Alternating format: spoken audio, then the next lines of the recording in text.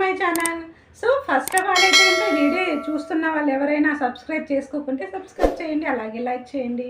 So big boss season 8 అనేది వచ్చేస్తుంది. ప్రతి ఒక్కరికి ఒక పండగనే చెప్పుకోవచ్చు. ఆల్రెడీ నేను కూడా ఒక బిగ్ బాస్కి ఒక పెద్ద ఫ్యాన్ అనమాట. సో లాస్ట్ సీజన్ అయితే కనుక అతలాకుతలం అయిపోయింది.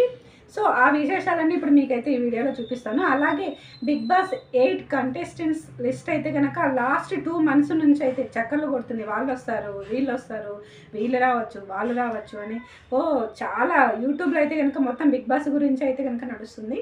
సో నేను నాకు వచ్చిన ఇన్ఫర్మేషన్ ప్రకారం అయితే నేను కూడా ఇప్పుడు కొన్ని విషయాలు చెప్తున్నాను. సో నేనైతే అందరిలాగా వీళ్ళు రావచ్చు, వాళ్ళు రావచ్చు అనేది చెప్పడం ఫస్ట్ ఇంపార్టెంట్ కాకపోయినా, ఎందుకంటే ఆల్రెడీ అందరు చెప్పేశారు. ఇప్పుడు నేను కొత్తగా చెప్పాల్సిన అవసరం ఏం లేదు.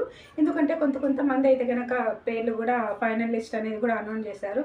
సో అంజలి పవన్ కావచ్చు, రీతు చౌదరి, సనా, సో అనిల్ గిలా, సో ఇలా చాలామంది అయితే ఇంకా రావచ్చు అని ఒక అంచనా. సో రాస్తారు, తను కూడా రావచ్చు అనేది ఒక అంచనా. అలాగే ఫుడ్తో ఫేమస్ అయిన కుమారి ఆంటీ కూడా రావచ్చు. అలాగే ఇప్పుడు బరెలకు ఉంది కదా, సో సెన్సేషనల్ అయింది లాస్ట్ ఎన్నికల్లో అయితే కనుక 2024 ఎన్నికల్లో అయితే కనుక ఆమె పేరు అయితే మారుమోగిపోయింది. రాష్ట్రాలు కదిలి వచ్చినాయి. సో ఆమె కూడా ఉండొచ్చు అనేది ఒక అంచనా అనేది ఉంది. కానీ సో కళ్యాణి అంటే న్యూస్ రీడర్ అనమాట, ఈటీవీ నుంచి రావచ్చు అనే ఒక అంచనా అనేది ఉంది.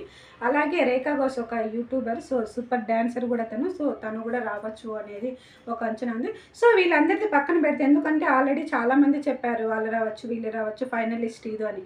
సో నేను ఇప్పుడు అది చెప్పడానికి, ఫైనల్ లిస్ట్ గురించి నేను చెప్పడానికి అయితే రాలేదు. సో నేను ఇప్పుడు ఏం చెప్పబోతున్నానంటే, బిగ్ బాస్ 7 అయితే కనుక రచ్చ జరిగింది. ఆల్రెడీ ఫైనల్లో పల్లవి ప్రశాంత్ విన్ అయినాడు కదా, నేను అక్కడికి వెళ్ళడం కూడా జరిగింది. అక్కడైతే చాలామంది అయితే కనుక బస్సు అద్దాలు అవి ఇవి పగలగొట్టి నానా హంగామా చేసి పోలీస్ కేసులు అవి ఇవి అయినాయి కదా.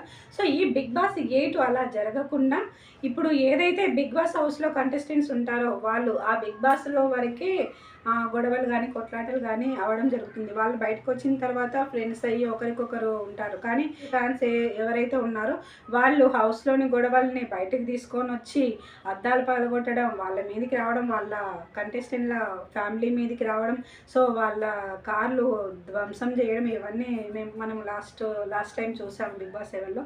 సో దయచేసి ఎవరే కూడా ఈ విధంగా చెయ్యకండి. బిగ్ బాస్ 8 అనేది సో మనకి ఒక ఎంటర్టైన్మెంట్ ఇచ్చే ఒక ప్రోగ్రామ్ అనమాట. ఈ ప్రోగ్రామ్ని అందరూ సక్సెస్ చేయండి.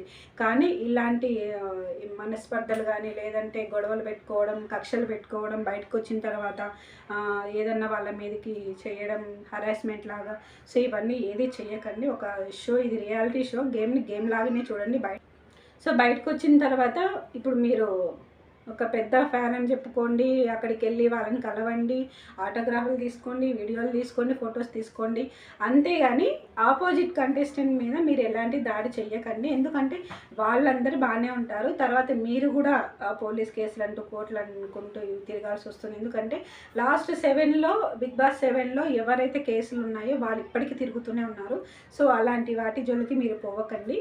సో ఒకవేళ ఎవరైనా మీకు కంటెస్టెంట్స్కి నచ్చితే ఓట్ అయ్యండి, గెలిపియండి, ఎంజాయ్ చేయండి, అంతవరకే ఉండండి. సో అది చెప్దామని నేను ఈరోజు ఈ వీడియో తీస్తున్నాను. వీడియో నచ్చింది అనుకుంటున్నాను. అలాగే సబ్స్క్రైబ్ చేయడం అసలు మర్చిపోద్దండి. మీకు ఈ వీడియో నచ్చితే లైక్ చేయండి. Bye bye.